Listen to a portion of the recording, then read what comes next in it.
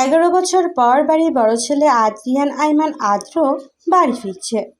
আজকে পুরো বাড়ি ফুল দিয়ে সাজানো হয়েছে।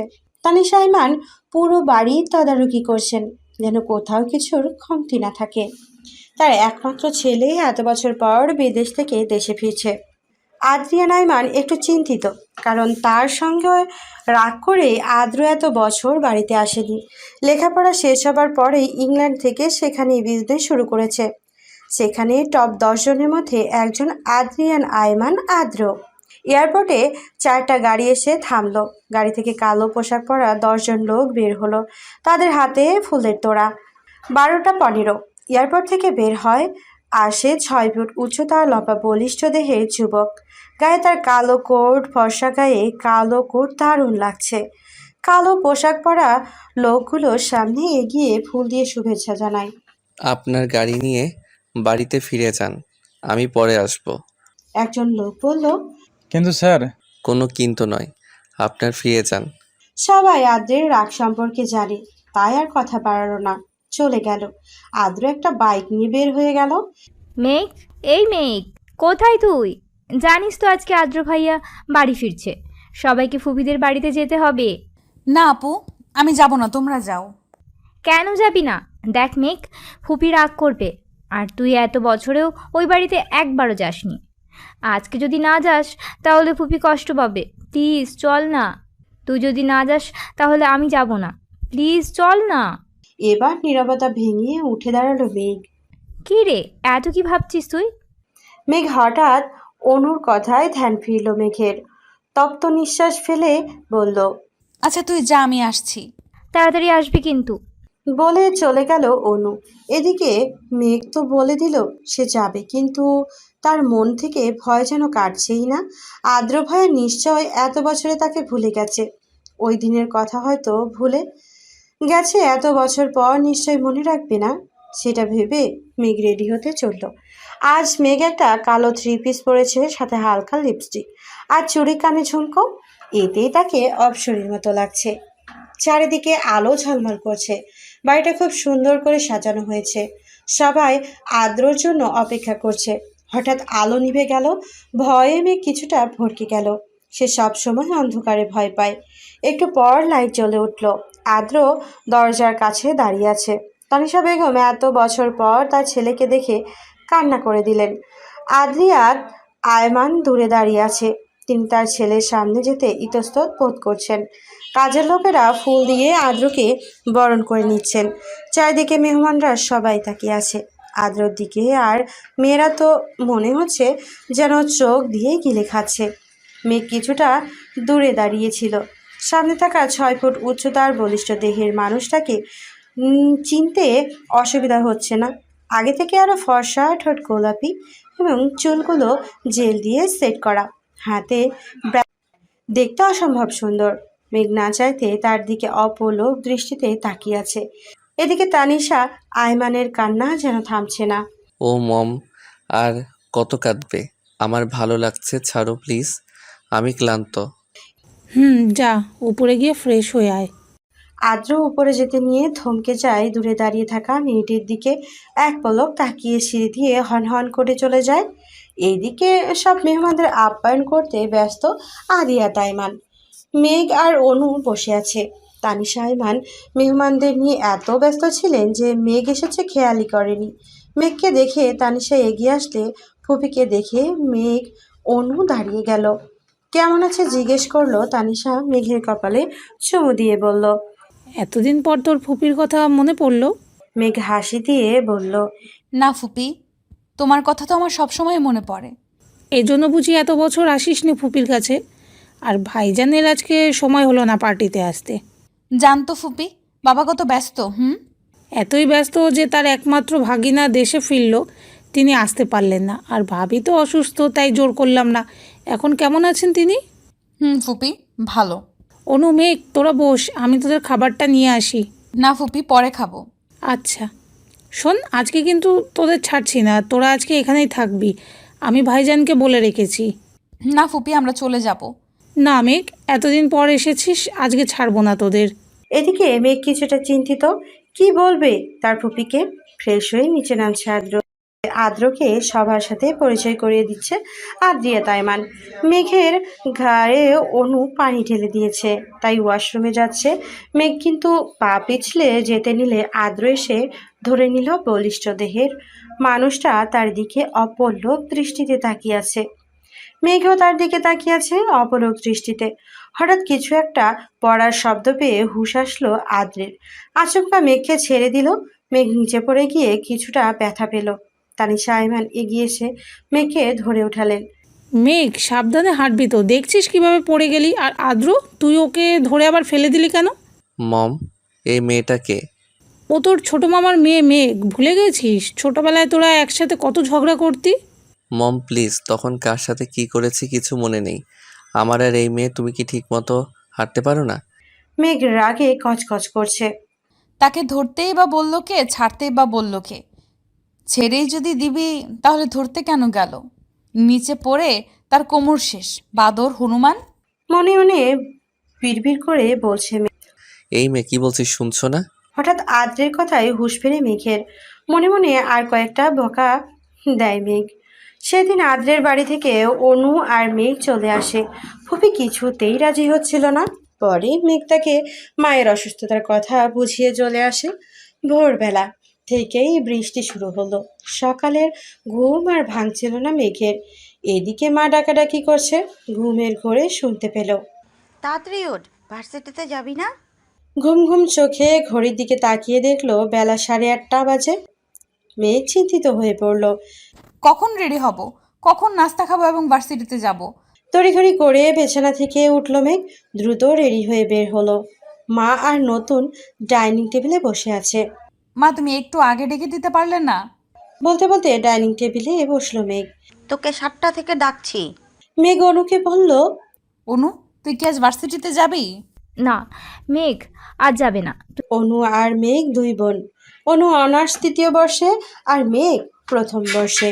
নাস্তা করে বাইরে এসে দেখলো তুমুল বৃষ্টি হচ্ছে। কোনো রিক্সাও আশেপাশে দেখছে না মেঘ।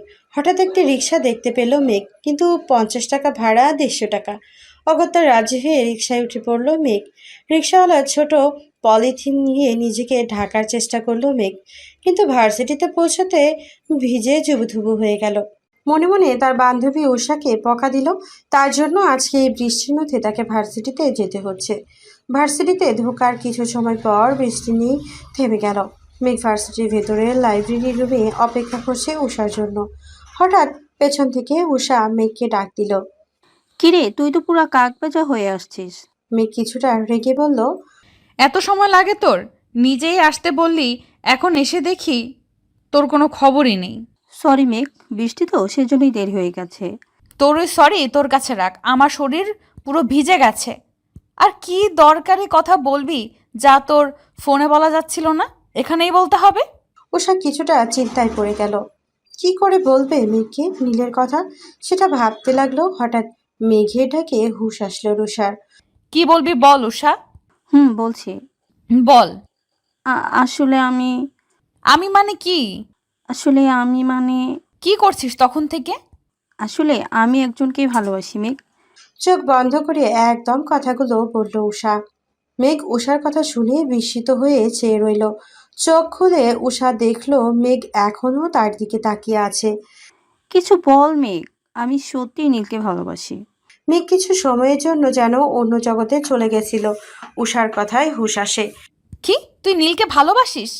নীল, মেঘ, উষা তাড়াতাড়ি 3জন খুব ভালো বন্ধু, একই ক্লাসে পড়ে। তাহলে আমাকে কেন বলছিস? নীলকে বল। বলবো তো কালকে, কিন্তু কিভাবে যে বলি। আর তাছাড়া কাল তো ভার্সিটিতে একটা প্রোগ্রাম আছে, কে জানে আসবে চিফ গেস্ট হয়ে। আদিয়াত আয়মান নাকি কি যেন নাম। হঠাৎ আদ্রিয়া নাইমান নাম শুনে অবাক হলো মেঘ। মনে মনেই ভাবলো। আদ্রের কথা না, ওনার নাম তো আদ্রিয়ান আয়মান আদ্র। উনি এইখানে আসবেনই বা কেন? কিরে, কি ভাবছিস মেঘ? না কিছু না। তাহলে এটাই কথা থাকলো, কলেজে তুই নীলকে প্রপোজ করছিস। আর শোন উষা, কালকে তুই একটা শাড়ি পরে আসবি, তাহলে তোকেও শাড়ি পরে আসতে হবে। মেঘ যেহেতু কাল অনুষ্ঠানে সবাই শাড়ি পরে আসবে, তাই তোকেও পরে আসতে হবে। তাহলে কালকে দেখা হচ্ছে। হুম। এদিকে আদ্র কার সাথে যেন কথা বলছে। হ্যাঁ মিস্টার আদি, আমি ঠিক সময় পৌঁছে যাব, চিন্তা করবেন না। তাহলে আমি এখন রাখি। হুম। ফোনটা রেখে দিয়ে একটা টেভিল হাসলো আদ্র। মনে মনেই বলল, তৈরি থেকো যান, কাল থেকে তোমার শাস্তি শুরু। আমি যতটা কষ্ট পেয়েছি এই 11 বছর, তার থেকে বেশি কষ্ট তুমি পাবে যান। রেডি থেকো। সকালবেলা মায়ের চিৎকারে ঘুম থেকে জেগে উঠল মেঘ। মনে হচ্ছে বাইরে কিছু হয়েছে, তাই তাড়াতাড়ি করে বিছানা থেকে উঠল মেঘ। হায় হায়, আমার শখের মুরগিটা কে চুরি করলো? অনু মাকে সান্ত্বনা দিচ্ছে। মেঘ গিয়ে দেখলো তার মায়ের শখের মুরগিটাকে যেন চুরি করে নিয়ে পালিয়েছে। ও মা, কি শুরু করলে সকালবেলা? একটা মুরগির জন্য কেউ এইভাবে চিৎকার করে? মেঘ, মার ওটা শখের মুরগি ছিল। জানি, এখন চিৎকার করে কান্নাকাটি করলে কি চোর সেটা বাড়িতে এসে দিয়ে যাবে নাকি? হয়েছে, তোর না আজকে ভার্সিটিতে প্রোগ্রাম আছে? তাড়াতাড়ি রেডি হয়ে নে, উষা কল করেছিল। আজকে একটা নীল শাড়ি পরেছে মেঘ, হাতে নীল চুড়ি, কানে ঝুমকো, কপালে টিপ আর হালকা লিপস্টিক। কাজল এতটুকুতেই মেঘকে অপরূপ সুন্দর লাগছিল।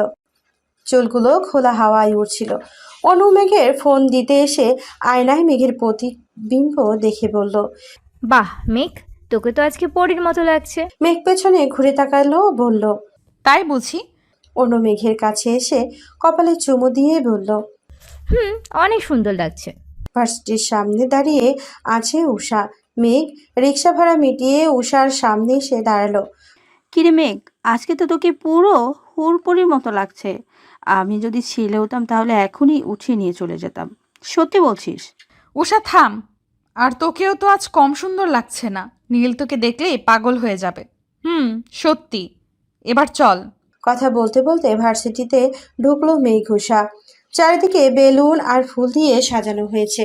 স্টেজে গিয়ে চোখ পড়ল মেঘের, যেখানে একটা নাম ঝলঝল করছে। নামটার দিকে এক পলক তাকিয়ে তপ্ত নিঃশ্বাস ফেলল মেঘ। দেখে মনে হচ্ছে কারো আসার অপেক্ষা করছে। কালো পাঞ্জাবি পরে নীল আসছে মেঘেদের কাছে। উষা তার দিকে অপলক দৃষ্টিতে তাকিয়ে আছে। কিরে, তোদের আসতে এত লেট হলো কেন? আমরা তো কখন এসেছি, তোর তো কোনো দেখা নেই। জানিস তো আজকে আমার উপর কত দায়িত্ব। ভাইয়া সব দায়িত্ব আমাকে বুঝিয়ে দিয়েছে। এত দায়িত্ব সামলে আসতে দেরি হয়ে গেল। নীলের বড় ভাই ভার্সিটির প্রিন্সিপাল। আর আজকে তো আরিয়ান আরমান আসছে, সেই জন্য মেয়েরা আজ সেজেগুজে হাজির হয়েছে। হাজারো মেয়ের কেরাজ হচ্ছে আদিয়ান আয়মান, টপ বিজনেসম্যানদের একজন। তাছাড়া তিনি ভার্সিটিতে ডোনেশন দেন। আজকে চিফ গেস্ট হয়ে আসছেন আদিয়ান আয়মান, আর অনেক নামি দামি লোকজন আসবে। একটা ছেলের জন্য এতগুলো মেয়ে সেজেগুজে বসে আছে। মেঘ, জানিস তো আদ্রিয়ান আয়মানকে দেখার অনেক শখ আমার। ওনার কথা আমি শুনেছি কিন্তু দেখিনি কখনো। থাম তুই। একটা ছেলের জন্য এরকম করছিস? আর তুই না আজকে নীলকে প্রপোজ করবি, ভুলে গেলি? না মেঘ, আসলে আজ নীল খুব ব্যস্ত মনে হচ্ছে। আজ যদি করি, যদি না করে দেয় তখন? আর এত ভাবতে হবে না তোকে, গিয়ে বলে তো দেখ। কিরে, তোরা দুজন কি ফিসফিস করে বলছিস? কিছু না তো। কিছু না। আর শোন মেঘ আর উষা, তোরা দুজনের সামনে দাঁড়াবি। আর মেঘ তোকে ভাইয়া বলছে চিফ গেস্টকে স্বাগতম জানাতে। আর উষা, তুমিও মেঘের সাথে থেকো। আচ্ছা নীল, আমার কিছু কাজ আছে, আমি এখন আসছি। সবাই আদ্রিয়ান আইমানের জন্য ওয়েট করছে। পরপর 5টি গাড়ি এসে থামলো। তার মধ্যে একটি গাড়ি থেকে নেমে এলো 26 বছরের সুদর্শন এক যুবক। পরনে নীল স্যুট, হাতে তার ব্যান্ডের ঘড়ি, চুলগুলো জেল দিয়ে সেট করা, কালো সানগ্লাস পরা। দূর থেকে ছেলেটাকে দেখে মেয়েরা চোখ দিয়ে যেন গিলে খাচ্ছে। উষার মেঘ ওয়াশরুম থেকে বের হয়ে এসে দেখলো চিফ গেস্ট এসে পড়েছেন। নীল এসে তাড়া দিচ্ছেন মেঘকে চিফ গেস্টকে ফুলের মালা দিয়ে স্বাগত জানাবে। উষা বলল, চল মেঘ, আদ্রিয়ান আয়মান এসে পড়েছে, দেখে আসি। কিন্তু মেয়েরা যেভাবে লোকটাকে চারদিক থেকে ঘিরে ধরেছে, দেখা যাচ্ছে না তো। চল সামনে গিয়ে দেখে আসি। হুট করে এসে নীল মেঘের হাতে ফুলের মালা ধরিয়ে দিয়ে চলে গেল। প্রিন্সিপাল স্যার আদ্রিয়ান আয়মানকে স্বাগত জানাচ্ছে। ছেলেমেয়েরা গেস্টদের ফুল দিয়ে স্বাগত জানাচ্ছে। আদ্রিয়ান আইমান ফুল দিয়ে স্বাগত জানানোর কথা মেঘের। একের পর একজন গেস্ট আসছে, তাদের গলায় ফুলের মালা পরানো হচ্ছে। এবার পালা মেঘের। যেই না মেঘ মালা পরাবে, সামনে থাকা ব্যক্তির দিকে তাকিয়ে থ মেরে দাঁড়িয়ে রইল। কিরে, মালাটা পরিয়ে দে মেঘ। উষার কণ্ঠে হুঁশ আসলো মেঘের। তার মানে দাঁড়িয়ে আছে স্বয়ং আদ্রিয়ান আয়মান আদ্র। মিস্টার আদি, আমি কি এখানেই দাঁড়িয়ে থাকবো? প্রিন্সিপাল। মেঘ, ফুলের মালাটা পরিয়ে দাও স্যারকে। হুম। মেঘ মালাটা আদ্রকে পরিয়ে দিল। আদ্র মেঘের কানে কানে ফিসফিসিয়ে বলল। সে আমার গলায় তোকে মালা পরিয়ে দিতে হলো? আদ্র কথাটা সহ্য করতে পারল না। গেস্টদের নিয়ে বসানো হলো। অনুষ্ঠান শুরু হলো। একে একে সব অতিথিকে কিছু বলার জন্য বলা হলো। খুব সুন্দর করে অনুষ্ঠান শেষ হলো। সেই দিন উষার আর নীলের প্রপোজ করা হলো না। ফিরে আসলো উষা। আজ মেঘের মনটা খারাপ, কিন্তু কিসের জন্য তার জানা নাই। অনু এসে বলল। মেঘ, আজ ফুপি আর আদ্র ভাই আসবেন। কি? হ্যাঁ, কখন? এই একটু পর। আমি নিচে গেলাম, তুই রেডি হয়ে নিচে আয়, মা তোকে ডাকছে। হুম, আসছি, তুই যা। আদ্র, এই আদ্র, তাড়াতাড়ি রেডি হয়ে আয় বাবা, দেরি হয়ে যাচ্ছে তো। আসছি মম। আজ আদ্র খুব সুন্দর একটা নীল রঙের পাঞ্জাবি পরেছে, দেখতে খুব সুন্দর লাগছে। কি রে মেঘ, ওখানে দাঁড়িয়ে থাকবি নাকি এদিকে আয়? আচ্ছা মা, আদ্র ভাইয়া কেন আসছেন? এটা কেমন কথা মেঘ? এতদিন পর আদ্র দেশে ফিরেছে আর ওর মামার বাড়িতে আসবে না? আমি সেটা বলছি না, উনি তো কোথাও যা পছন্দ করেন না। জানি, তোর বাবা ফোন করে আসতে বলেছেন। আর আদ্রের সাথে জানিস তো তোর বাবা কতটা ফ্রি, তোর বাবার কথা ফেলতে পারিনি। ও তাই বলো। আচ্ছা বাবা, কোথায়? তোর বাবা বাজারে আদ্রের জন্য তার পছন্দের মিষ্টি আনতে গেছেন। ও মেঘ, অনুকে বল আজ যেন সে শাড়ি পরে। কেন মা? সেটা বলবো, তবে পরে। মেঘ চিন্তায় পড়ে গেল। হঠাৎ অনু শাড়ি পরবে, আবার ফুপি আর আদ্র ভাইও আসছেন। ব্যাপারটা কি? মেঘ অনুকে শাড়ি পরতে সাহায্য করছিল। হঠাৎ করে কলিং বেলের আওয়াজে শুনে অনু মেঘকে বলল। যা গিয়ে দেখ তো মেঘ, ফুপিরা হয়তো চলে এসেছেন, দরজাটা খুলে দিয়ে আয়। মেঘ দরজা খুলতেই বিস্মিত নয়নে তাকিয়ে রইল। সামনে আদ্র একটা নীল রঙের পাঞ্জাবি পরে দাঁড়িয়ে আছে, হাতে ব্র্যান্ডের ঘড়ি, মুখে মৃদু হাসি রেখা টেনেই বলল। এখানেই দাঁড়িয়ে থাকবো নাকি ভিতরে আসতে বলবেন? আদ্র কোথায়? মেঘ একটু লজ্জা পেয়ে বলল। না, ভেতরে আসুন। ফুপি কোথায়? মা আসছেন কিছু জিনিসপত্র নিয়ে। মেঘ আদ্রকে বসিয়ে রেখে মাকে ডাকতে চলল। মা দেখো, আদ্র ভাইয়া চলে এসেছেন। মেঘের মা হন্তদন্ত হয়ে ছুটে এসে বললেন। ওহ মেঘ, ওখানে শরবতের গ্লাসগুলো আছে, নিয়ে আয়। আর দেখ তো অনু রেডি হয়েছে কি না, বল তাড়াতাড়ি আসতে। কেমন আছো আদ্র? জি মামুনি, ভালো। আপনি কেমন আছেন? এই তো তোমাদের দুয়ায় আছি। তা আপা কোথায়? মা আসছেন বলল, কিছু জিনিসপত্র নেওয়ার আছে। নেও বাবা, শরবতটা খেয়ে নেও। ব্যস্ত হবেন না মামুনি। মেঘ অনুকে শাড়ি কুচি ঠিক করে দিতে দিতে বলল।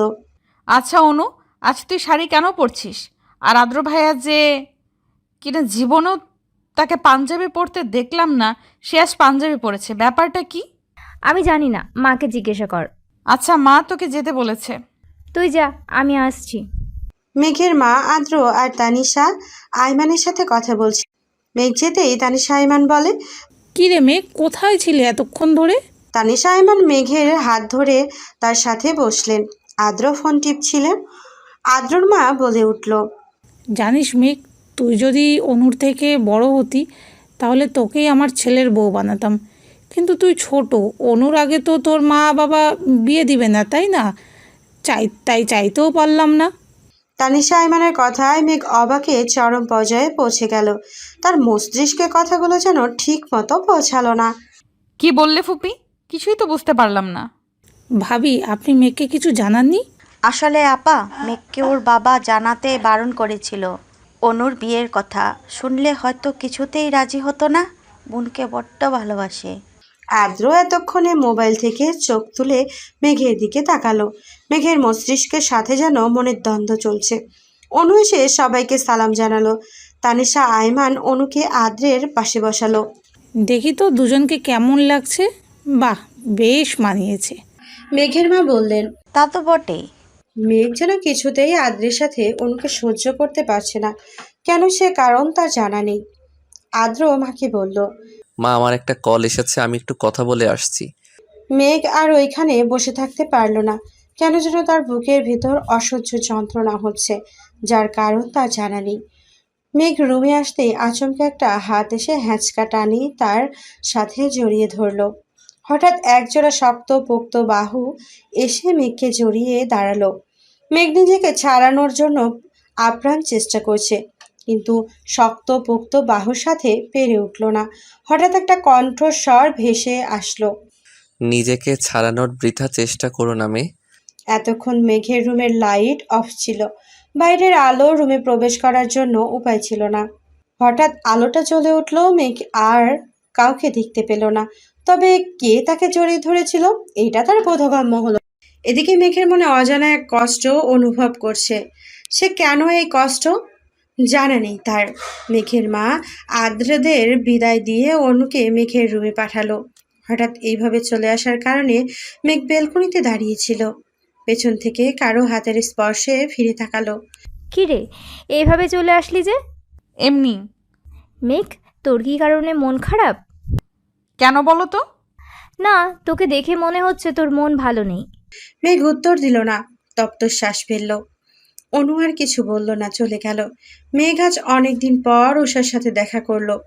মেয়েটা বড্ড বুদ্ধিমতী। চট করে মেঘের মন খারাপ বুঝে গেল।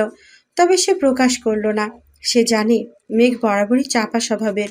ও যদি নিজ থেকে কিছু বলছে নিশ্চয় কোনো কারণ আছে, তাই জিজ্ঞেস করলো না। মেঘ চল না আজকে ফুচকা খাই। মেঘ এতক্ষণ আকাশের দিকে চেয়েছিল। উষার কথায় তপ্ত শ্বাস ফেলে বলল। চল। মেঘ আর উষা ফুচকা খাচ্ছিল। হঠাৎ বিষম খেলো মেঘ। এক বোতল পানি এগিয়ে দিল একটা হাত। মেঘ তাড়াতাড়ি পানির বোতলটা নিয়ে পানি খেলো। ততক্ষণে পানি খাওয়ার চক্করে সামনে থাকা ব্যক্তিটির দিকে তাকাতেই ভুলে গিয়েছিল। ছেলেটি সুদর্শন যুবক। অপলক দৃষ্টিতে তাকিয়েছে মেঘের দিকে। উষা কণ্ঠে হুঁশ ফিরল মেঘের। মেঘের জন্য পানি আনতে গিয়েছিল উষা। মেঘ ঠিক আছিস তুই? এই নে পানি। মেঘ বলল। আর লাগবে না। সামনে থাকা লোকটি বলল। কেউ সাহায্য করে তাকে ধন্যবাদ জানাতে হয় ম্যাম। ধন্যবাদ। আপনি যদি কিছু মনে না করেন তাহলে কি আপনার নাম জানতে পারি? জি, আমি মেঘ। আমি নিবিশ আরিয়া। উষা মেঘকে চিমটি কেটে বলল। আর কিছু জানাবি নাকি? এভাবে দাঁড়িয়ে থাকবি? মেঘ আর কিছু বলল না। ছেলেটার ফোন আসতেই পেছনে ফিরে কথা বলছিল। ততক্ষণে মেঘ আর উষা চলে গেল। নিবিড় পেছনে ফিরতেই আর মেঘকে দেখতে পেল না। তপ্ত শ্বাস ফেলেই বলল। কে তুমি মায়াবতী? এ কোন মায়ায় জড়ালে আমায়? অন্যদিকে আদ্র ফোনে কার সাথে যেন কথা বলছিল। ওইদিকে সব কাজ ঠিকঠাক। লোকটি উত্তর দিল। জি স্যার। কলটা কেটে আদ্র বলে উঠল। আর কিছু সময়ের অপেক্ষা করো যান, আমি সব কিছু ঠিক করে দিব। আজ অনেকদিন পর মেঘ ভার্সিটিতে গেল। উষা মেঘের জন্য অপেক্ষা করছিল। মেঘকে দেখতে পেয়ে এগিয়ে আসলো। কিরে মেঘ, কেমন আছিস? এই তো ভালো। চল ক্লাসে যাই। মেঘ আর উষা বাবার একটা ছেলে মেঘ বলে ডেকে উঠল।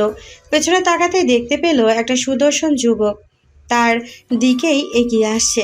কাছে আসতেই মেঘ বলল, আপনি এখানে কি করছেন? তাহলে তুমি আমাকে চিনতে পেরেছো। আমি ভার্সিটিতে পড়ি আর তোমার সাথেই। তোমাকে দেখতে পেলাম তাই আসলাম। ও, কিন্তু আগে তো আপনাকে কোনোদিন ভার্সিটিতে দেখিনি। আসলে আমি ততটা ভার্সিটিতে আসি না। আচ্ছা চল, ক্লাস শুরু হয়ে যাবে। মেঘ পা বাড়াতেই নিবিড় আবার বলে উঠল। মেঘ, আমরা কি বন্ধু হতে পারি? মেঘ কিছুটা ইতস্তত বোধ করছিল। উষা বলল। আচ্ছা ঠিক আছে, কোনো সমস্যা নেই। আজ থেকে আমরা ফ্রেন্ড হলাম। চলো ক্লাসে যাই। ক্লাসে মেঘ আর উষা একই সাথে বসলো। পেছনে নিবিড় বসলো। ক্লাসে স্যার আসতে সবাই দাঁড়িয়ে উঠল। মেঘ যেন বিস্মিত নয়নে তাকিয়ে রইল। Sit down please. সবাই বসে পড়ল। মেঘ এখনো দাঁড়িয়ে আছে। উষা মেঘের হাতে চিমটি কেটে বলল। কিরে মেঘ, দাঁড়িয়ে আছিস কেন? মেঘ তো পুরোই অবাক, কারণ তার সামনে আর কেউ না, দ্য গ্রেট আদ্রিয়াত আয়মান আদ্র দাঁড়িয়ে আছে। আদ্র মেঘকে ধমক দিয়ে বসতে বলল। মেঘ উষাকে জিজ্ঞেস করলো। উনি এখানে? উষা বলল। উনি তো আমাদের নতুন টিচার হিসেবে জয়েন করেছে, জানিস তো খুব রাগী। আর তুই কি ওনাকে চিনিস নাকি? হ্যাঁ, উনি আমার কাজিন হয়। তবে আর কাউকে বলবি না, আদ্র ভাইয়া ব্যক্তিগত লাইফ আলাদা রাখতে পছন্দ করেন। তো স্টুডেন্টস, তোমাদের গতকাল যে পড়া দিয়েছি সেগুলো কি কমপ্লিট হয়েছে? আর যে না পারো তারা ক্লাসের বাইরে গিয়ে দাঁড়াও।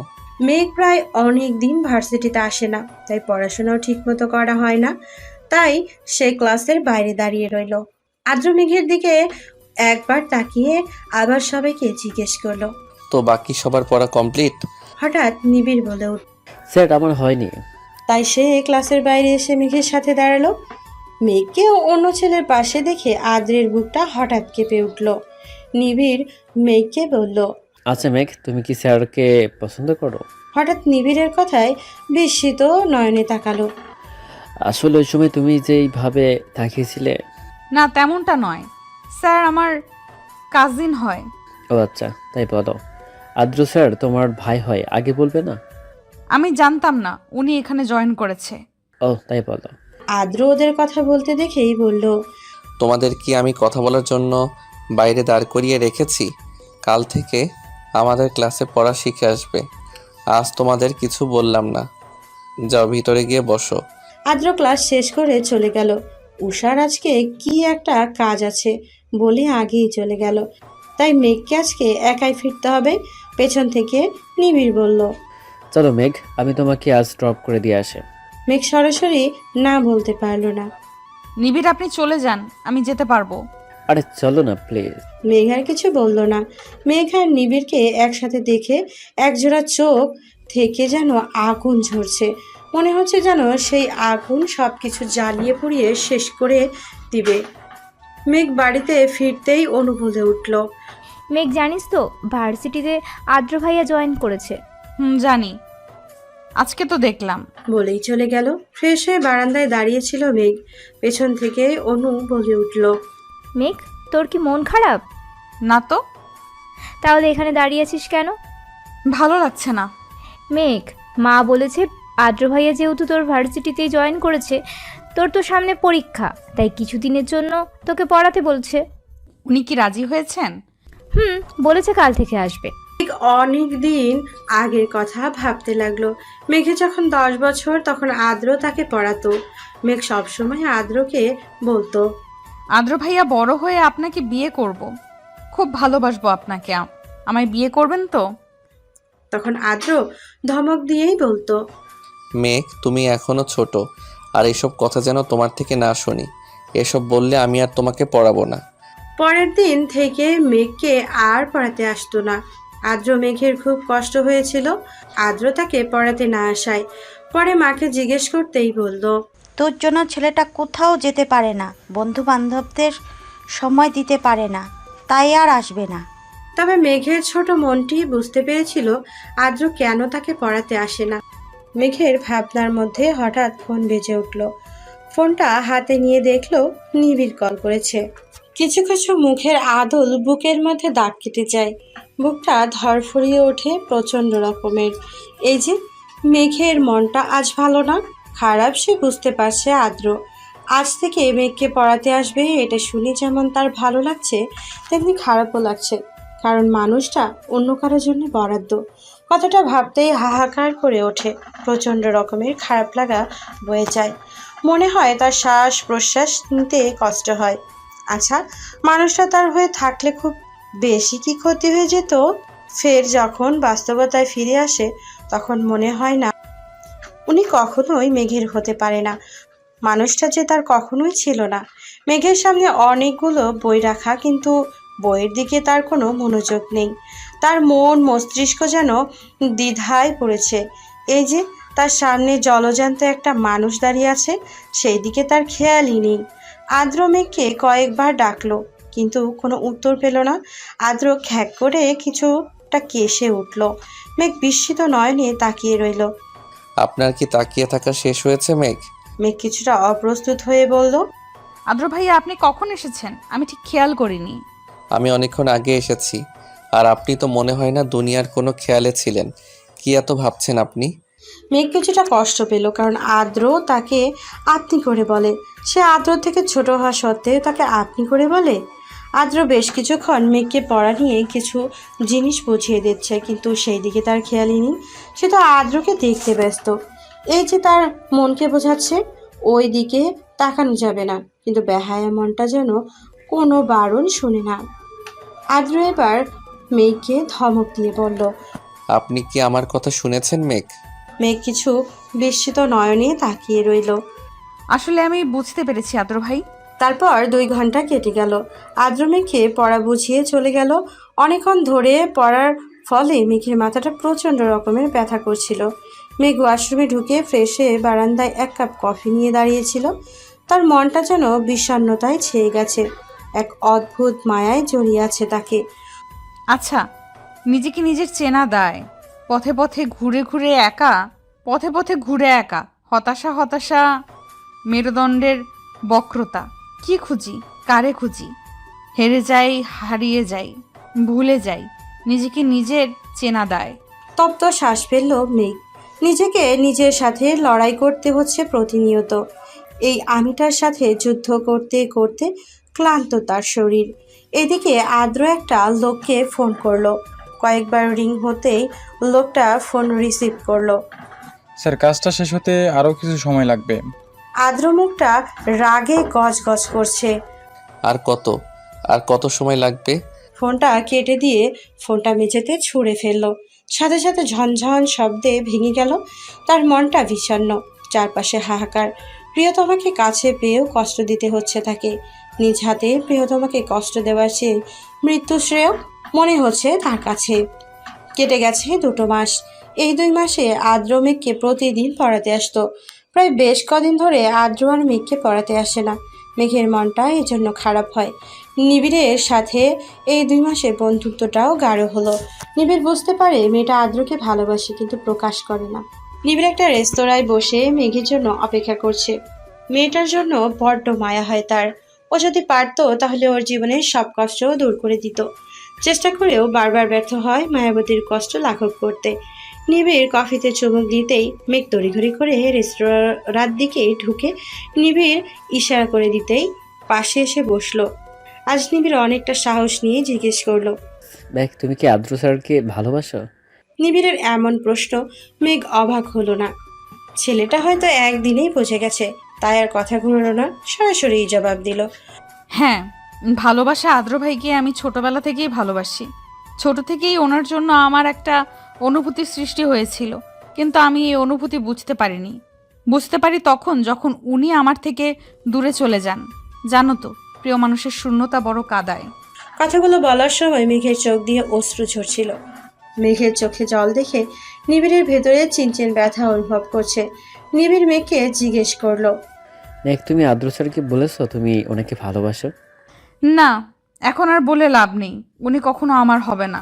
অনু আপুর সাথে বিয়ে ঠিক হয়ে গেছে, আর উনি আমাকে পছন্দ করেন না, ভালোবাসে না আমাকে। একবার বলে তো দেখো মেঘ। কি হবে বলে? উনি আমাকে ভালোবাসেন না। তবু একবার বলে তো দেখো। এখন সব কিছু শেষ হয়ে যায়নি। মেঘ, এতে তোমাদের 3 জনের জীবন জড়িয়ে আছে। আমি পারবো না, আমার বোনের সুখ কেড়ে নিতে আমি পারবো না। বলেই মেঘ কান্নায় ভেঙে পড়ে। নিবিড় মেঘকে সান্ত্বনা দেওয়ার জন্য ভাষা খুঁজে পাচ্ছে না। মেঘ কিভাবে তার বড় বোনের বিয়ে ভেঙে দেবে? কিন্তু আজ যদি মেঘ না বলতে পারে, তাহলে ভেতরে ভেতরে দুমড়ে মুচড়ে শেষ হয়ে যাবে। প্রিয়তমাকে কি করে শেষ হয়ে যেতে দেখবে নিবিড়? হয়তো বলা হবে না প্রিয়তমাকে ভালোবাসার কথা, বলা হবে না তার অনুভূতির কথা। সব কথাও অব্যক্ত রয়ে যাবে আজীবন। বাড়িতে এসে একটা সংবাদ শুনে মেঘের মাথায় আকাশ ভেঙে পড়ল। 3 দিন পর আদ্র আর অনুর বিয়ে। মেঘের হৃদয়টা ভেঙে চুরমার হয়ে গেল। অনু এসে মেঘকে জড়িয়ে ধরে বলল। আর তো কয়দিন আছি মেঘ, এরপর তো শ্বশুরবাড়িতে চলে যাব, আর তোর সাথে গল্প করা হবে না? মেঘের চোখ দিয়ে 2 ফোঁটা জল গড়িয়ে পড়ল। সবার অগোচরে সেই জল মুছে নিল মেঘ। ও আপু, তুমিও না, মন খারাপ করছো কেন? আমি তো যাব তোমার সাথে দেখা করতে, তখন অনেক গল্প করব। আচ্ছা তুমি ছাড়ো তো, আমার কত কাজ, আমার আপুর বিয়ে বলে কথা। বলেই মেঘ রুমে চলে গেল। মেঘ রুমে গিয়ে দরজা বন্ধ করে দেয়, ফ্লোরে বসে হাউমাউ করে কাঁদতে থাকে। রুম সাউন্ড প্রুফ বলে কান্নার আওয়াজটা বাইরে থেকে শোনা যায় না। মেঘের হৃদয়টা ভেঙে দুমড়ে মুচড়ে গেছে। মেঘের হৃদয় যেন কেউ বারবার ছুরি দিয়ে আঘাত করছে। বিকেলের দিকে অনুকে তানিয়া বেগম বিয়ের কেনাকাটা করার জন্য তৈরি থাকতে বলেছে। অনু মেঘের রুমে গিয়ে কয়েকবার ডাকলো, কিন্তু কোনো সাড়া পেল না। ও মনে করলো হয়তো ঘুমিয়ে আছে, তাই বিরক্ত করলো না। অনু তৈরি হয়ে মেঘের রুমে এসে বসলো। মেঘ, ফুপি কিছু কেনাকাটা করার জন্য তোকে তৈরি থাকতে বলেছে। তুইও তৈরি হয়ে নে তাড়াতাড়ি। ও আপু, আমি কেন যাব? তুই কেন যাবি না মানে?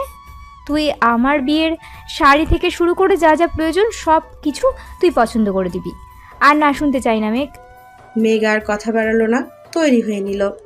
একটা কালো গাড়ির সাথে হেলান দিয়ে দাঁড়িয়ে আছে আদ্র। কালো কোট আর হাতে ব্র্যান্ডের ঘড়ি, চুলগুলো জেল দিয়ে সেট করা। সবসময়ের মতো আজকেও দেখতে সুন্দর লাগছে। মেঘ আর অনু এগিয়ে যেতেই গাড়ি দরজা খুলে দিল আদ্র। মেঘ আদ্রর দিকে এক পলক তাকিয়ে তপ্ত নিঃশ্বাস ফেলে গাড়িতে উঠে বসলো। একটা বড় শপিং মলে এসে গাড়িটা থামলো। তারা তিনজন মিলে একটা শাড়ির দোকানে ঢুকলো। সবকিছু আগে থেকেই কেনা হয়ে গেছে, শুধু শাড়িটা বাকি ছিল। অনু একটার পর একটা শাড়ি দেখছে আর মেঘকে বলছে, মেঘ, একটা পছন্দ করে দে না, কোনটা নেব ভেবেই পাচ্ছি না। আদ্র অনুকে বলল, আপনাদের এখানে না পছন্দ হলে অন্য দোকানে দেখতে পারেন। না না, আসলে কোনটা নিব ভেবে পাচ্ছি না। মেঘের নজর গেল একটা কালো শাড়ির দিকে। মেঘের কাছে লাল কালারটা ভালো লাগে, তবে কালো শাড়িটা যেন অসম্ভব সুন্দর লাগছে আজকে। মেঘ শাড়িটা অনুকে দেখিয়ে বলল, দেখো তো ওটা কেমন। অনু শাড়িটার দিকে একবার তাকিয়ে বলল, অনেক সুন্দর, কিন্তু ওটা তো কালো, আর বিয়েতে কালো পরবো না মেঘ। তারপর আরো বেশ কয়েকটা শাড়ি থেকে একটা পছন্দ করলো অনু। আচ্ছা, আপনাদের হয়েছে, চলুন রেস্টুরেন্টে যাওয়া যাক।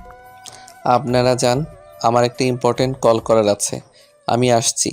আদ্র মেঘের পছন্দের শাড়িটা কিনে নিল। বাইরে এসে দেখলো মেঘ আর অনু দাঁড়িয়ে আছে। চলুন যাওয়া যাক। তোমার জন্য এই হৃদয়ে মহাকাব্যের উত্থান হয়ে অতীত হয়ে গেছে সব। এই পৃথিবীর দলিল হয়ে গেছে অজস্র আবেগ অনুভূতি। নামহীন যত ভালোবাসা অশ্রু বেনামি নিয়ে গেছে সব। আজ যখন হৃদয় খুলে দেখি নিজের কি আছে, সে কি নীরবতা, হাহাকার সব। কথাগুলো লিখে দাড়িটা বন্ধ করলো মেঘ। কালনুর গায়ে হলুদ। মেহমানরা আজ থেকে আসা শুরু করে দিয়েছে। অনু মেঘের রুমে এসে দেখে চুপচাপ বসে আছে। কি রে, এইভাবে মন খারাপ করে বসে আছিস কেন? কি সব আবল তাবল বলছো? মন খারাপ করে কেন থাকবো? তাহলে রুমে বসে আছিস কেন? ও আপু, ভালো লাগছে না। অনুকে জড়িয়ে ধরে বলল, তুমি কি আমাকে ভুলে যাবে আপু? শোন, ভুলে যাব কেন? আমি কি দূরে কোথাও যাচ্ছি? আর আমি কি আমার এই ছোট্ট পাখিটাকে ভুলতে পারি? আর তুই মন খারাপ করবি না একদম। তুই যদি মন খারাপ করে বসে থাকিস তাহলে আমার মনটাও খারাপ হয়ে যাবে। মেঘ আপুর বিয়েতে কই হই হুল্লোড়ে করবে তা না, রুমে বসে শোক পালন করছে। কথাটা বলতে বলতে রুমে ঢুকলো নিবিড়। আপনি এখানে? তুমি দাওয়াত দিতে ভুলে গেলেও আন্টি কিন্তু ভুলেনি। আমার তো মনে হচ্ছে তুমি না, আন্টি আমার ফ্রেন্ড। আসলে আমি বলবো ভেবেছিলাম, বলা হয়ে ওঠেনি। আচ্ছা, তোমরা দুজন কথা বলো, আমি যাই, আমার ফ্রেন্ডরা আসবে, কখন কল করে জিজ্ঞাসা করতে হবে। মেঘ, তোমার কিভাবে ভালো লাগছে না? তোমার অধর কোণের হাসিটা নেই কেন? বিষণ্ণতায় জীবনটা ছেয়ে গেছে নিবিড়। আমার শ্বাস নিতে কষ্ট হয়, আমি আর পারছি না। মেঘ, নিজেকে সংযত করো, এভাবে চলে না। নিজের উপর বিশ্বাস রাখো, সব ঠিক হয়ে যাবে। আচ্ছা নিবিড়, উনি আমার হলে কি খুব বেশি ক্ষতি হতো? নিবিড় তপ্ত শ্বাস ফেলল। তার মনে অনেক কথা অব্যক্ত রয়ে গেছে, হয়তো বলা হবে না কখনো। মেঘ, তোমাকে কখনো আমি বন্ধুর মতো দেখিনি, দেখেছিলাম আমরা রাজ্যের রানীর মতো।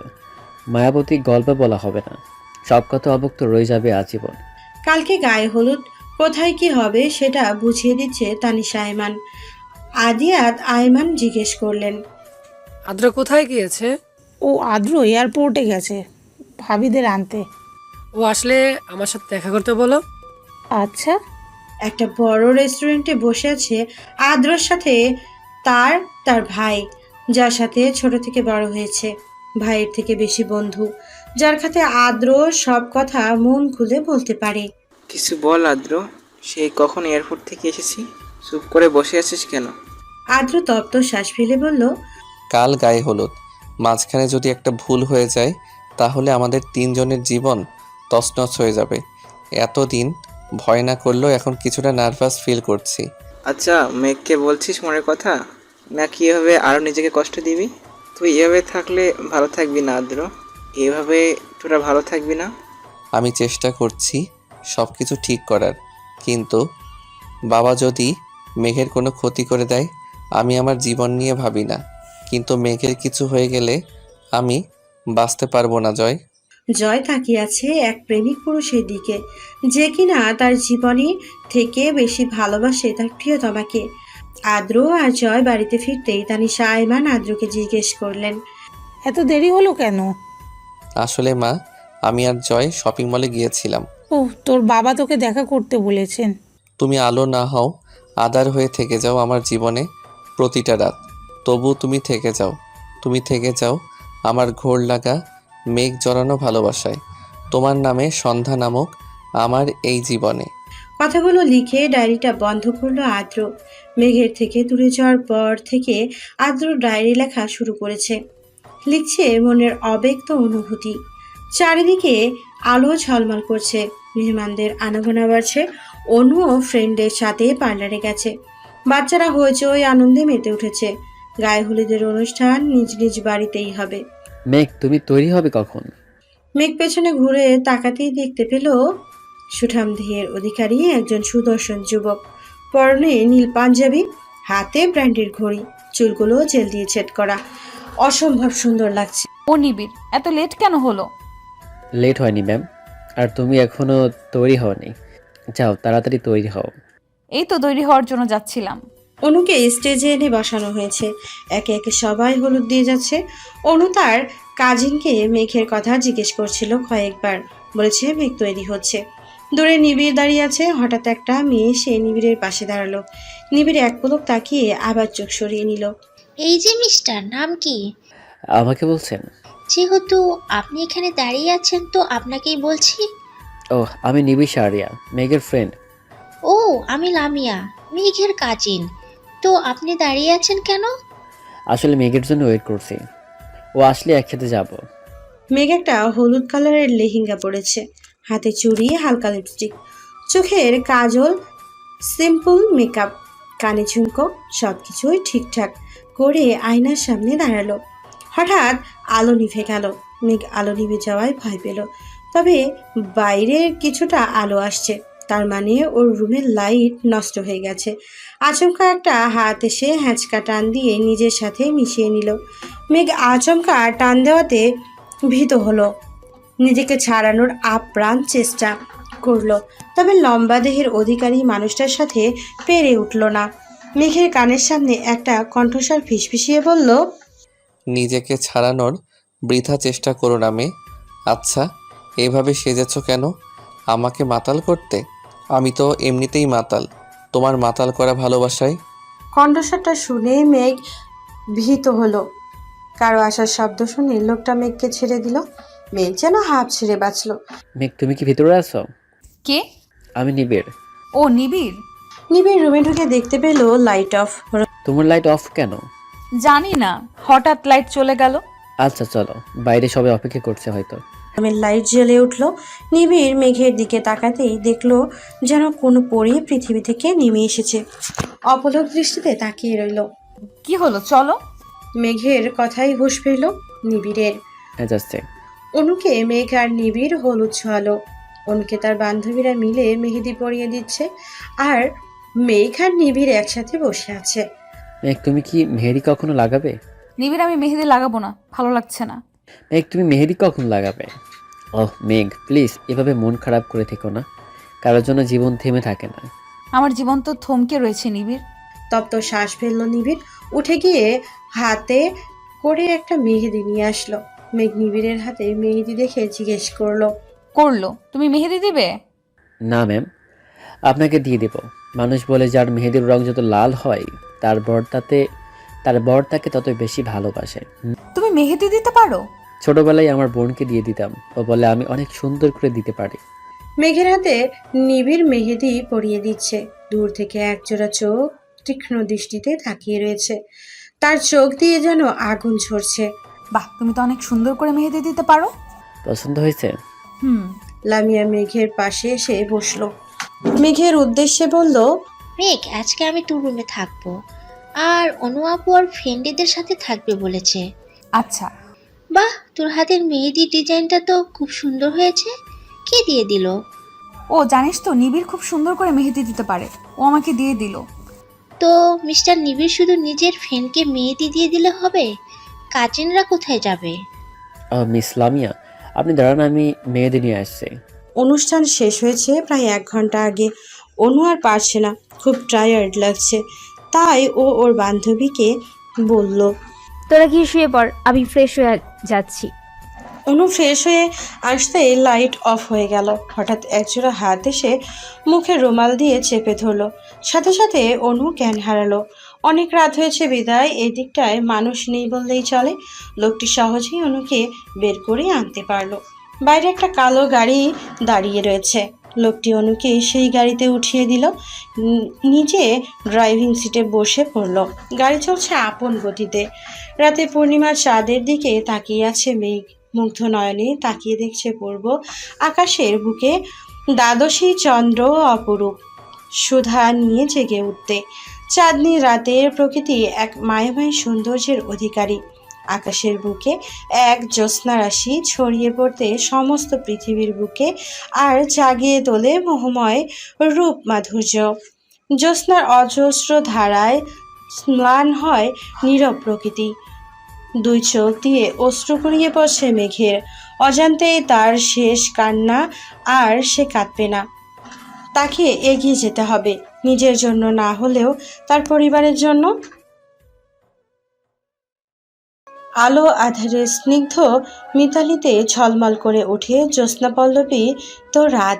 এমন রাতের অস্পষ্ট মায়ালোক নিমজ্জিত থাকে প্রকৃতি। জ্যোৎস্নার আলো ছায়ার নৃত্য প্রকৃতি প্রেমী। হাত পা বাঁধা অবস্থায় একটা মেয়েকে অন্ধকার ঘরে আটকে রাখা হয়েছে। কালো মাস্ক পরা একটা ছেলে জ্যোৎস্নার আলোয় মেয়েটাকে খুঁটিয়ে খুঁটিয়ে দেখতে লাগলো। চাঁদের মায়াবী আলোয় মেয়েটার সৌন্দর্য দ্বিগুণ ফুটে উঠেছে।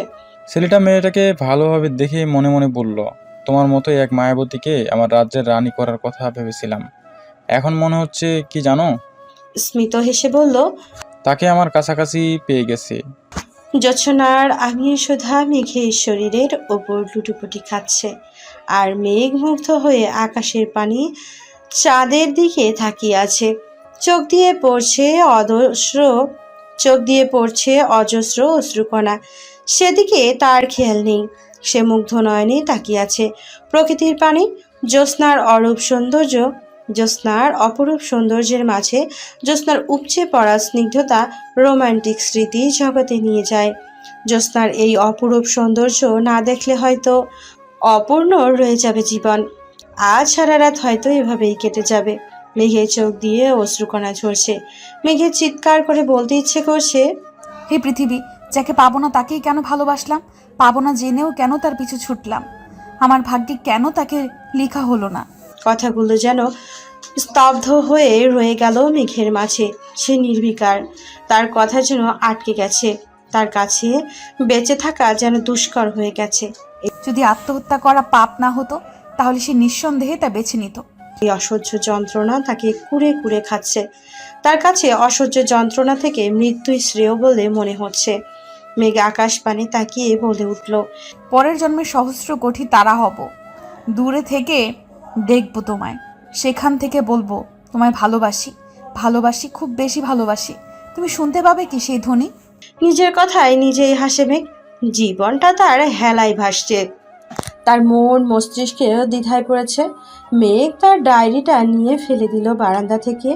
কি হবে ডায়েরি রেখে? ডায়েরির পাতায় পাতায় রয়েছে অজস্র স্মৃতি। ডায়েরির পাতায় পাতায় না হয় পড়ে থাকুক তার অব্যক্ত ভালোবাসা। আকাশের দিকে মুগ্ধ নয়নে তাকিয়ে আছে একটা ছেলে। হাতে তার নিকোটিনের ধোঁয়ায় তার গোলাপি ঠোঁটগুলো কালো দাগ পড়ে গেছে। ভেতরে তার অজস্র আবেগ অনুভূতি লুকিয়ে রেখেছে। আর কিছু মুহূর্তের অপেক্ষা, সব অপেক্ষার অবসান ঘটবে কাল। প্রেয়সীকে নিজের করে নিবে সে। তার সব দুঃখ কষ্ট মুছে দিবে সে। সকালের আলো পর্দা ভেদ করে মেঘের চোখে মুখে উপচে পড়ছে। রাতে কাঁদতে কাঁদতে মেঝেতে শুয়েছিল মেঘ। কখন ঘুমিয়ে পড়েছে মনেই নেই। বাইরে থেকে চেঁচানোর আওয়াজ ভেসে আসছে, কেউ কাঁদছে চিৎকার করে। কি বলছে শোনা যাচ্ছে না ঠিক মতো। মেঘের হুঁশ আসতেই কালকের ডায়েরির কথাটা মনে পড়ে যায়। ওই ডায়েরিটা কেউ আবার পেয়ে যায়নি তো? মেঘ ছুট লাগালো। বাইরে আসতেই মানুষের ভিড়। ঠেলে ঠুলে ভিতরে যেতেই তার মাকে দেখলো চিৎকার করে কাঁদছে। মেঘ ছুটে গেল মায়ের কাছে, জিজ্ঞেস করলো। কি হয়েছে? মেঘের মা কিছু বলল না। মেঘকে জড়িয়ে ধরে কাঁদতে লাগলো। মানুষজন কি যেন বলা বলি করছে। অনুর বান্ধবীরা দাঁড়িয়েছিল। মেঘ সেখানে থেকে একটা মেয়েকে জিজ্ঞেস করলো। শ্রেয়া আপু কি হয়েছে বলবে আমাকে? মা কেন কাঁদছে? শ্রেয়া বলল, অনু পালিয়ে গেছে। মেঘের হাতে একটা চিঠি ধরিয়ে দিল। মেঘ চিঠিটা পড়ে বাকরুদ্ধ অবস্থায় দাঁড়িয়ে রইল। মাথায় তার আকাশ ভেঙে পড়েছে। বারবার একটা কথায় মাথায় বাড়ি খাচ্ছে, অনু পালিয়েছে। মেঘের মা মেঘকে জড়িয়ে ধরেই বলল, এবার কি হবে আমাদের? তোর বাবার মান সম্মান তো থাকবে না আর। তোর ফুপ্পি যদি জানতে পারে খুব কষ্ট পাবে, তাদের সম্মান নষ্ট হয়ে যাবে। এত মেহমানের সামনে আমাদের সম্মান নিঃশেষ হয়ে যাবে। মেঘ কিছু বলার ক্ষমতা হারিয়ে ফেলেছে। সবকিছু এলোমেলো লাগছে। কাছে অনু কার সাথে পালিয়ে গেল, আর কার সাথেই বা গেল? জীবন বড়ই বিচিত্র। মেঘের আজকে পৃথিবীর সবচেয়ে বেশি খুশি হওয়ার কথা ছিল, তবুও তার মনে ভয় হচ্ছে। যদি আদ্র এই বিয়েটা মেনে না নেয় তখন কি হবে? মেঘ ভাবতে লাগলো আজকের দিনটার কথা। অতীত। অনুর মা তানিশা আইমানকে অনুর পালিয়ে যাওয়ার কথা বলেন তিনি। মেঘকে আদ্রর জন্য চাইলেন। অনুর মা মান সম্মানের কথা চিন্তা করে রাজি হয়ে গেলেন। বিয়েটা খুব সাধারণভাবেই হয়েছে। তানিশা আইমান বলে দিয়েছে যাতে তাড়াতাড়ি সবাই বাড়িতে চলে আসে। বর্তমান কারো পায়ের শব্দ শুনে মেঘের হুঁশ আসলো। তানিশা আইমান এসেছে। মেঘের ছলছল নয়নে তাকিয়ে রইল। তানিশা আইমান মেঘের কাছে এসে মাথায় হাত বুলালো। হঠাৎ মেঘ তানিশা আইমানকে জড়িয়ে ধরে কাঁদতে লাগলো। আকস্মিক এমন ঘটনা বুঝতে সময় লাগলো তানিশা আইমানের। মেঘকে বললেন, এই মেঘ, কান্না করছিস কেন? মায়ের কথা মনে পড়ছে বুঝি? মেঘের কান্না যেন থামছে না। তানিশা আইমান মেঘের মাথায় আলতো করে হাত বুলাতে বুলাতেই বলল, আর কাঁদবি না একদম। কাঁদতে কাঁদতে চোখের কি অবস্থা করেছিস বল তো? আমি জানি বিয়েটা মেনে নিতে তোর কষ্ট হচ্ছে, তবে আমি যে নিরুপায়। আর যদি বিয়েটা না হতো তাহলে আত্মীয় স্বজনদের কাছে আমাদের সম্মান নষ্ট হতো। আমার ছেলেটা একটু বদমেজাজি, তবে খারাপ নয়। একটু মানিয়ে নিস, দেখবি খুব ভালোবাসবে তোকে। রাজরানী হয়ে থাকবি। আমি এখন যাই, আদ্রকে পাঠিয়ে দিচ্ছি। আদিয়াত আইমান সাথে প্রায় 1 ঘন্টা যাবৎ কিছু নিয়ে কথা বলছে আদ্র। তানিশা আইমান দরজার বাইরে এসে দেখলো এখনো দরজা লাগানো। আদ্রকে কয়েকবার ডাকলো, কিন্তু ভেতর থেকে কোনো সাড়াশব্দ পাওয়া যাচ্ছে না। তানিশা আইমান দরজার বাইরে দাঁড়িয়ে রইল। হঠাৎ দরজা খোলার শব্দে দরজার দিকে তাকাতেই আদ্রকে দেখতে পেল। আদ্র রাগে গজগজ করছে। তানিশা আইমান আদ্রকে কিছু বলতে যাবে তার আগেই হাতে থাকা মুঠো ফোনটি বেজে উঠল। মেঘের মা ফোন করেছে। হয়তো মেয়ের জন্য চিন্তা হচ্ছে। তাছাড়া অনু বাড়িতে ফিরেছে কি সেটাও জিজ্ঞেস করা হয়নি। তানিশা আইমান কথা শেষ হতেই দেখলো আদ্র নেই। তিনি ভাবলেন হয়তো রুমে চলে গেছে। শরীর আর চলছে না তানিশা আইমানের। সকাল থেকে এত ঝামেলার ওপর এত আত্মীয় স্বজন সবাইকে সামলাতেই হিমশিম খাচ্ছিলেন। রুমে গিয়ে দেখলেন আদ্রিয়ান আইমান রাগে কচকচ করছেন। তানিশা আইমান ভ্রু কুঁচকে জিজ্ঞেস করলেন, বাবা ছেলে আবার ঝগড়া করছো? আদ্রিয়ান আইমান রাগী কণ্ঠস্বরে বললেন, অনু পালিয়ে গেছে, আমাকে বললো না কেন? আর মেঘের সাথে বিয়ে দেওয়ার আগে আমাকে একবার জানানোর প্রয়োজন বোধ করলো না? তানিশা আইমান রাগী কণ্ঠস্বরে আদ্রিয়াত আইমানের হন হন করে রুম থেকে বের হয়ে গেলেন। তানিশা আইমান তপ্তশ্বাস ফেলল। গাড়ির সাথে হেলান দিয়ে দাঁড়িয়ে আছে। আদ্র দৃষ্টি তার সামনের পানে। নিজেকে বড্ড অসহায় লাগছে তার। সবকিছু এলোমেলো লাগছে। সবকিছু ঠিক করতে গিয়ে সবকিছু এলোমেলো করে ফেলেছে। নিজে ভালো থাকার চাইতে গিয়ে মেঘকে কষ্ট দিচ্ছে। আদ্রর ভেতরটা ভেঙে চুরমার হয়ে যাচ্ছে। নিঃশ্বাস নিতে তার কষ্ট হচ্ছে। প্রিয়তমাকে কাছে পেয়েও নিজের করে নিতে পারছে না, নিজ হাতে কষ্ট দিতে হচ্ছে তাকে। হঠাৎ হাতে থাকা মুঠোফোনটা বেজে উঠল। ফোনটা রিসিভ করতেই লোকটার কথা শুনে আদ্রের মাথা কাজ করছে না। কি করবে এখন? চারিদিক আলোর শিহরণ, আলোয় আলোয় দিক দিগন্ত হেসে উঠেছে। আলোয় ভরা চাঁদের জ্যোৎস্নার প্লাবনে ডুবে যায়। চাঁদনি রাতের মোহনীয় রূপ, সৌন্দর্য প্রতিটি মানুষের মনে রং ধরায়। মেঘের এই চাঁদনি রাত উপভোগ করতে ভীষণ ভালো লাগছে। তবে কেমন যেন একটা সুখের মতো ব্যর্থ বুকের তলায় জমা হয়, অথচ সেই ভাব প্রকাশের ভাষাই নেই। জ্যোৎস্না মায়াবী রূপ মানুষের মন যৌবনের আবির ছড়িয়ে দেয়, রাঙিয়ে তোলে মানুষকে। মেঘের ইচ্ছে হচ্ছে জ্যোৎস্নার এই রাত তার প্রিয় মানুষটি উপভোগ করতে, কিন্তু আদ্র আসার কোনো নামগন্ধ নেই। মেঘ ক্লান্ত থাকায় অপেক্ষা করতে করতেই ঘুমিয়ে পড়েছে। সকালবেলা চিৎকার চেঁচামেচিতে ঘুম ভাঙল মেঘের। রাতের ঘটনা ভাবতে লাগলো আদ্র। অপেক্ষা করতে করতে কখন যে চোখ লেগে এসেছে বুঝতেই পারেনি। আদ্র কি রাতে রুমে আসেনি? যদি আসতো তাহলে নিশ্চয়ই মেঘকে জাগিয়ে তুলতো। হঠাৎ মনটা খারাপ হয়ে গেল। তবে কি আদ্র বিয়েটা মেনে নেয়নি? তানিয়া আয়মানের চিৎকারে হুঁশ ফিরল মেঘের। মেঘ ফ্রেশ হয়ে হালকা গোলাপি রঙের শাড়ি পরে নিল। নিচে তানিশা আয়মান রাগে গজগজ করছেন। মেঘকে দেখে তানিশা আয়মান ডুকরে কেঁদে উঠল। হঠাৎ এমন কাণ্ডে মেঘ বিস্মিত হলো। ফুপি কাঁদছো কেন? কি হয়েছে আমাকে বলো। তানিশা আয়মান কাঁদতে কাঁদতে বললেন, আমার ছেলেটা রাগী বদমেজাজি, কিন্তু ও এরকম করবে আমি বুঝিনি। আমি তোর জীবনটা নিজ হাতে শেষ করে দিলাম। আমায় মাফ করে দিস মেঘ। আমি পারলাম না তোর জীবনটাকে সুন্দর করে সাজিয়ে দিতে।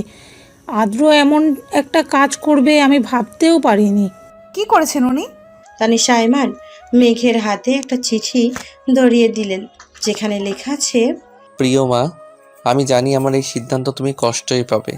কথাগুলো ফোনে বলতে পারতাম, কিন্তু তোমার সাথে কথা বলতে কষ্ট হতো, তাই চিঠি লিখলাম। তবে আমার কিছু করার ছিল না। আমি মেঘকে নিজের জীবনসঙ্গী হিসেবে মেনে নিতে পারবো না। আমি লন্ডন ফিরে যাচ্ছি। আমার সাথে যোগাযোগের চেষ্টা করো না। আর মেঘকে বলো পারলে আমায় যেন ক্ষমা করে দেয়। ও চাইলে বাড়িতে ফিরে যেতে পারে, আর কার জন্য বা এখানে থাকবে। আমি আর বিডিতে ফিরবো না। মেঘকে বিয়ে করাটা আমার ভুল সিদ্ধান্ত ছিল। পারলে আমায় ক্ষমা করো। ইতি আদ্র। মেঘের মাথায় যেন আকাশ ভেঙে পড়েছে। ওর মস্তিষ্ক যেন শূন্য, মন মস্তিষ্কের দ্বিধায় ভুগছে। এটা কিভাবে করতে পারলো আদ্র? হঠাৎ অজ্ঞান হয়ে গেল মেঘ। তানিশা আয়মান বাড়ির লোকদের নিয়ে আদ্রের রুমে এনে শুয়ে দিল। মাথায় হাত বুলাতে লাগলো, চিন্তা করতে লাগলো সকালের ঘটনা। ঘুম থেকে উঠে নিচে নামতেই দারোয়ান এসে তানিশা আয়মানের হাতে চিঠি দিয়ে বলল, আদ্র দিয়েছে। চিঠি খুলতেই মাথায় যেন আকাশ ভেঙে পড়ল তানিশা আয়মানের। আদ্র এসব কি লিখেছে? এখন এসবের মানে কি? আদ্রকে কয়েকবার ফোন দিলেও ফোন বন্ধ। বর্তমান একটু আগে মেঘের জ্ঞান ফিরেছে। মেঘ ছলো ছলো নয়নে তাকিয়ে রইল তানিশা আয়মানের দিকে। ফুপি, আমি কি এতটাই খারাপ যে আমাকে ভালোবাসা যায় না? তানিশা আয়মান মেঘকে জড়িয়ে ধরেই বলল, এসব কি বলছিস মেঘ? খারাপ হতে যাবি কেন? আমি তো মনে করি তোদের ভাগ্য খারাপ যে তোকে মেনে নিতে পারেনি। মেঘের চোখ দিয়ে অজস্র অশ্রু ঝরছিল। মেঘের জীবনটা কেমন এলোমেলো হয়ে গেছে, সবকিছু ছন্ন ছাড়া। তার জীবন যেন হেলায় ভেসে চলেছে। কেটে গেছে 2 বছর। এই 2 বছরে এমন একটু দিন নেই যে দিন মেঘ আদ্রকে মনে করেনি। এমন একটি দিনও নেই যেই দিন ও কান্না করেনি। তবে দিন শেষে কারো জীবন কারো জন্য থেমে থাকে না। মেঘ উষার বিয়ের জন্য তৈরি হচ্ছে। উষা অবশেষে তার ভালোবাসার মানুষটাকে নিজের করে পাচ্ছে। মেঘেরও ইচ্ছে ছিল আদ্রকে নিয়ে ভালো থাকার, কিন্তু আদ্র তো চায়নি। কথাটা ভাবতেই বুকের ভেতরে ছ্যাদ করে উঠল মেঘের। ভাবতে লাগলো সেই দিনটার কথা, অতীত। আদ্র চলে গেছে প্রায় 2 সপ্তাহ হবে। এই 2 সপ্তাহ মেঘ রুম থেকে বের হয়নি, নিজেকে রুমের মধ্যে বন্দি করে রেখেছিল। তানিশা আয়মান মেঘের মাকে সব জানানোর পর ওরা মেঘকে নিয়ে যেতে চেয়েছে, কিন্তু মেঘ যায়নি। তানিশা আয়মান আদ্রের উপরে রাগ করে আর ফোন করেনি। তানিশা আয়মান মেঘকে জোর করে নিয়ে বলেছিল, আজ থেকে তুই আমার মেয়ে হয়ে থাকবি। নিবিড় মেঘের বিয়েটা মেনে নিতে পারেনি।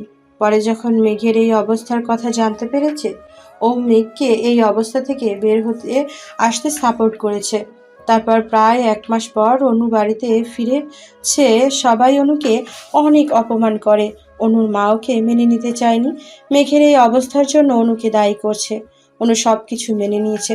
কেন পালিয়ে গেছে এই প্রশ্নের জবাব অনু দেয়নি, সবসময় এড়িয়ে গেছে। কেটে গেছে প্রায় 5 বছর। আদ্র চলে যাবার পর প্রায় 5 মাস মেঘ নিজেকে সবার থেকে আড়াল করে রেখেছে। এই 5 মাস নিবিড় সবসময় মেঘকে সাপোর্ট করেছে। মেঘ অনার্স কমপ্লিট করেছে। আজ চলে যাওয়ার পর তানিশা আয়মান মেঘকে কতবার বলেছে, তুই আবার নিজের জীবনটাকে সুন্দর করে গুছিয়ে নে নতুন কারোর সাথে। কেটে গেছে প্রায় 5 মাস। আদ্র চলে যাওয়ার পর প্রায় 5 মাস মেঘ নিজেকে সবার থেকে আড়াল করে রেখেছে। এই 5 মাস নিবিড় সব সময় মেঘকে সাপোর্ট করেছে। মেঘ অনার্স কমপ্লিট করছে। আদ্র চলে যাওয়ার পর তানিশা আয়মান মেঘকে কতবার বলেছে। বর্তমান ভাবনার ব্যাঘাত ঘটল হাতে থাকা মুঠো ফোনের আওয়াজে। নিবিড় কল করেছে, কখন বের হবে জানতে চাইছে। মেঘ আজকে খুব সুন্দর করে সেজেছে। নীল রঙের শাড়ি, হাতে নীল চুড়ি, চোখে কাজল, সিম্পল মেকআপ, দেখতে খুব সুন্দর লাগছে। অনু তড়িঘড়ি করে মেঘের রুমে ঢুকলো। মেঘ অনুর দিকে তাকাতেই অনু হা হয়ে মেঘের দিকেই তাকিয়ে রইল। মেঘ অনুকে এইভাবে হাঁ করে তাকিয়ে থাকতে দেখে জিজ্ঞেস করলো, কি হয়েছে? মেঘ, তুই জানিস আজকে তোকে কত সুন্দর লাগছে? আজ তোকে যেই দেখবে সেই ফিদা হয়ে যাবে।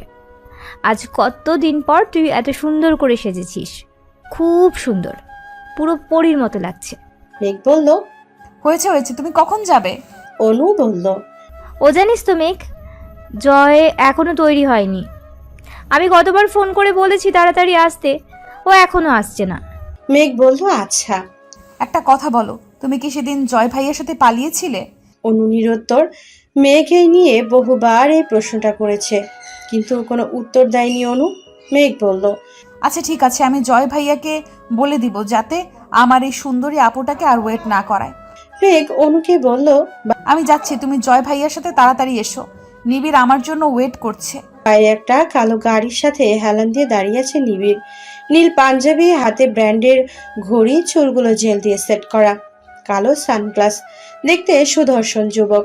মেঘ বাইরে বের হতেই নিবিড়ের চোখ পড়ল মেঘের দিকে। নিবিড় অপলক দৃষ্টিতে তাকিয়ে আছে মেঘের দিকে। মেঘ বলল, কি দেখছো? তোমাকে। মেঘ বলল, মানে? এই যে তোমার ড্রেস আমার সাথে মিলে গেল, এটাই দেখছি। হ্যাঁ ও চলো তাড়াতাড়ি। চলো। চারিদিকে আলোক ঝলমল করছে, বিভিন্ন রকমের ফুল দিয়ে সাজানো হয়েছে বিয়ে বাড়ি বলে কথা। মেঘ আর নিবিড় গাড়ি থেকে দাঁড়ালো। নিবিড় বলল, মেঘ তুমি যাও, আমি উষার গিফটটা নিয়ে আসছি। আচ্ছা। মেঘ বাইরে এসে দাঁড়াতে পরিচিত একটা কণ্ঠস্বর মেঘে বলে ডেকে উঠল। মেঘ পরিচিত কণ্ঠস্বর শুনে স্তব্ধ হয়ে রইল। মুখের ভেতরটা ছ্যাদ করে উঠল। মেঘের পেছনে ফিরতেই কাঙ্ক্ষিত মানুষটিকে পেল না। মেঘ নিরাশ হয়ে ভেতরে গেল।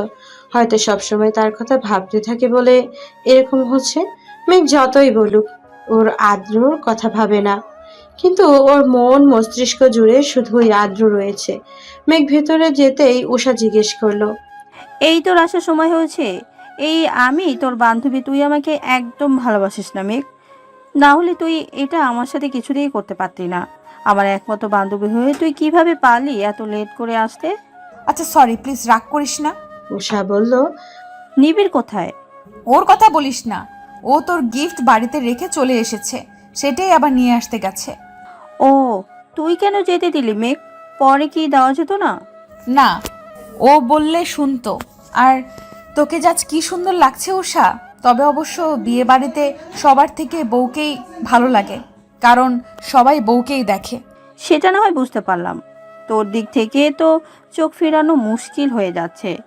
যদি আমি ছেলে হতাম তোকে নিয়ে এখনই গায়েব হয়ে যেতাম। রেস্টুরেন্টে বসে আছে আদ্র আর নিবিড়। নিবিড় নিজের রাগকে কন্ট্রোল করার চেষ্টা করছে। নিজেকে সংযত করে আদ্রকে প্রশ্ন করলো, আপনি এমন কেন করছেন? আদ্র বলল, কেমন? নিবিড় বলল, বুঝেও কেন এরকম করছেন? আপনি মেয়েকে ভালোবাসেন? আদ্র বলল, না। নিবিড় বলল, তাহলে ছেড়ে দিন। ও চাইলে আমি ডিভোর্স পেপারে সাইন করে দিব। নিবিড় তাচ্ছিল্য হাসলো। তাহলে আজকে ওকে ডাকলেন কেন? আদ্র বিস্মিত নয়নে তাকালো নিবিড়ের দিকে, কিছু বলল না। নিবিড় তপ্ত শ্বাস ফেলেই বলল, আমি জানি আপনি মেয়েকে ভালোবাসেন, তবে কেন এরকম করছেন আমার জানা নেই। আমি কারণটা জানার চেষ্টা করব। আদ্র তপ্ত শ্বাস ফেলে বলল, আসলে বিডিতে একটা কাজের জন্য এসেছিলাম, তো গাড়িতে ছিলাম, হঠাৎ মেঘকে দেখে ডেকে ফেলছিলাম। আর তুমি ভুল ভাবছো। মেঘ নিবিড়ের সাথে কথা বলছিল। একটা মেয়ে এসে বলল, তোমার নাম মেঘ না? মেঘ মেয়েটির দিকে তাকিয়ে বলল, জি, কিন্তু আপনাকে তো চিনতে পারলাম না। মেয়েটি বলল, আমি নীলা, আদ্রের ফ্রেন্ড। আমরা একসাথে পড়াশোনা করেছি। তোমাকে সামনাসামনি দেখার অনেক ইচ্ছে ছিল। তোমার ভাগ্য দেখে খুব ঈর্ষা করতে ইচ্ছে করে, জানো? তুমি খুব ভাগ্যবতী। মেঘ যেন স্তব্ধ হয়ে গেছে। সে থই থই জলে যেন মেঘে ভেসে যাচ্ছে। একটু আগে নীলা নামের মেয়েটার কথাগুলো বুকের ভেতরে নুয়ে থাকা ভালোবাসার জ্বালাটুকু হাজার খানিক যন্ত্রণা দিচ্ছে। অতীত। নীলা নামের মেয়েটির কথা উপেক্ষা করে মেঘ পা বাড়াতেই নীলা বলে উঠল, মেঘ, তোমায় আদ্র অনেক ভালোবাসে। মেঘ চোখ বন্ধ করে জোরে শ্বাস নিয়ে বলল, কেন ভালোবাসার কথা বলছেন আপনি? এই যে আদ্র ভাই আমাকে কখনো ভালোবাসেননি, এই যে আকাশ সমান ভালোবাসাকে ওনার কাছে অভিনয় মনে হতো, এই যে আমি ওনার জীবনের অভিশাপ, এই যে আমাকে উনি বিয়ে করে জীবনের সবচেয়ে বড় ভুল করেছেন, মেনে নিয়েছি তো। কেন বারবার আপনারা আমাকে আঘাত করেন? আমি ওনাকে ভুলে যেতে চাই। নীলা বলল, কি বলছো তুমি? আদ্র তোমাকে ভালোবাসে না? মেঘ বলল, আমি ওনার জীবনে কাটা স্বরূপ, যেটাকে তিনি নিজ হাতে সরিয়ে ফেলেছেন। তুমি ভুল ভাবছো মেঘ, এমন কিছুই নয়। আর তোমাকে বিয়ে করার জন্য তোমার বোনকে আটকে রেখেছিল আদ্র, আর সেই আদ্র তোমাকে ভালোবাসে না, এটা তুমি কি করে বলছো? মেঘ বিস্মিত নয়নে নীলার দিকে তাকালো। কথা বলার ভাষা যেন হারিয়ে ফেলেছে। একটা ছেলে এসে নীলা নামের মেয়েটিকে বলল, সময় হয়ে গেছে, চলে যেতে হবে। নীলা মেঘের দিকে এক পলক তাকিয়ে চলে গেল। বর্তমান। মেঘ বাড়িতে এসে অনুকে জড়িয়ে ধরে হাউমাউ করে কাঁদছে। অনু মেঘের এইভাবে কান্না করায় একটু অবাক হলো। মেঘ বলল, সবাই আমায় ঠকালো, তুমি কিভাবে আমায় ঠকাতে পারলে আপু? অনু বিস্মিত নয়নে তাকালো মেঘের দিকে। কি বলছিস মেঘ? আমি তোমায় কতবার জিজ্ঞেস করেছি ওই দিন কেন পালিয়ে গিয়েছিলে, তুমি কিচ্ছু বলনি। এটা কেন বলনি আপু? আদ্র ভাই তোমাকে আটকে রেখেছিল, কেন বলনি? উনি আমাকে ভালোবাসেন, সবাই কেন আমাকে ঠকালে, কেন? অনু আমতা আমতা করে বলল, আমি মানে আমি জানতাম না মেঘ। মেঘ তাচ্ছিল্য হাসলো। আজ যদি তুমি আমায় সবকিছু না বলো, তাহলে আমি নিজেকে শেষ করে দিব। মেঘ ছুরি নিয়ে হাত কাটতে নিতেই অনু এসে মেঘের গালে থাপ্পড় দিয়ে দিল।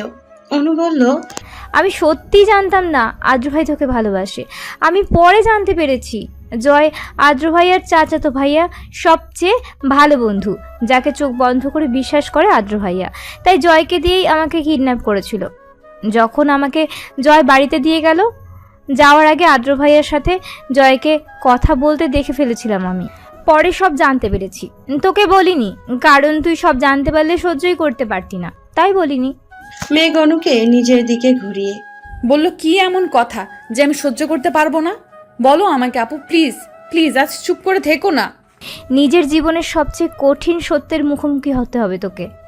তুই আমার আপুর বোন না, আমার আব্বুর বন্ধুর মেয়ে তুই। তখন ফুপি আমাদের বাসায় থাকতো, আর তোর বাবা মার সাথে তুই কয়েকবার এসেছিলি আমাদের বাড়িতে। তবে আদ্র ভাইয়ার আম্পুর সাথে তোর বাবা বিজনেস করতেন। আদ্র ভাইয়ার জন্মদিনে তুই ওদের বাড়িতে গিয়েছিলি। ওই দিন আদ্র ভাইয়ার আব্বু একটা গাড়ি গিফট করেছিল। আদ্র ভাইয়া তখন ছোট, ড্রাইভ করতে পারতো না। তোর বাবা মা কোনো বিষয় নিয়ে কথা কাটাকাটি করছিল। আদ্র ভাইয়া গাড়িতে বসে ড্রাইভিং শিখছিল। হঠাৎ করে গাড়ির ব্রেক কাজ করছিল না। তোর বাবা মা ঝগড়ার এক পর্যায়ে চলে আসতে নিলে আদ্র ভাইয়ার গাড়ির সাথে ধাক্কা খেয়ে দুজনে মারা যায়। কিন্তু এতে আদ্র ভাইয়ার কোনো দোষ ছিল না। আদ্র ভাইয়া তোর বাবা মাকে মারতে চায়নি, তখন তুই অনেক ছোট, তোর সেসব কথা মনে নেই।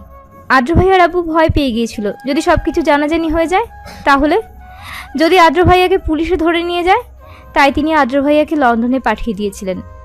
তবে আদ্র ভাইয়া তোকে ছোট থেকেই ভালোবাসতো।